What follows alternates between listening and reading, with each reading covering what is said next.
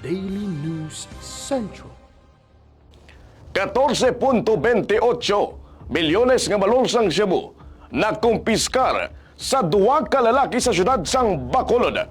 Yan ang balita. Nakumpiskar ang ginabulubanta 14.28 milyones nga balonsang ginapatian Cebu sa duwa ka malalaki sa ginpatigayon nga drug bypass operation sa Puro Monsil, Barangay 3, Las 2:59 sang kagahon, Mayo 23.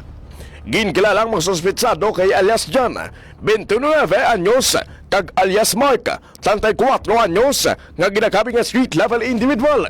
Nakuha sila posisyon ang ginabulubanta 2,100 grams sang ginapatian Cebu bypass item, 1,000 nga mark money, 119,000 borol money kag isa ka backpack. Ginpangunan ini sa Police Station 2 City Drug Enforcement Unit kag ang Police Regional Office Negros Island Region.